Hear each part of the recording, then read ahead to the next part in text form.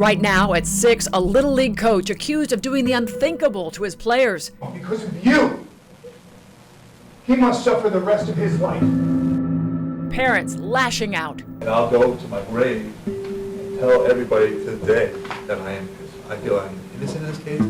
A dramatic day in court when the coach takes a deal.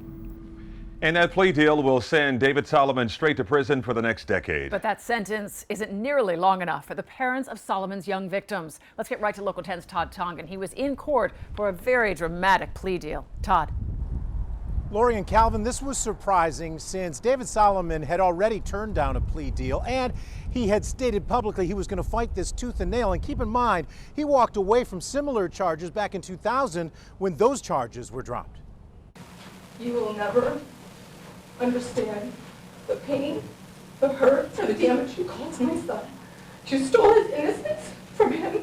The mother of a victim of David Solomon's sexual abuse breaks down as she tells the former Cooper City Little League coach he's ruined their lives. Solomon took a last-minute guilty plea deal of 12 years in prison and 10 years probation, just as jury selection was to begin in the molestation trial of two 11-year-old boys who played baseball for Solomon's team in 2015. I cannot hug him the way a father should hug his son. I cannot horseplay with him anymore. Because of you, he has fears, he has nightmares, he has horrors. Because of you, he needs constant therapy, medication, thoughts of harming himself.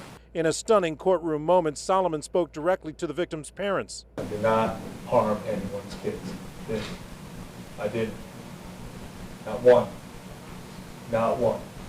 And I'll go to my grave and tell everybody today that I feel I'm innocent in this case. I wish I had the opportunity to prove it. Claiming his innocence even though he pled guilty and will be listed as a sexual predator, Solomon said the 18 felony counts against him were too overwhelming. It was a struggle for him because he didn't want to admit to something he didn't do. To spare these children from going through the trauma of reliving their sexual abuse.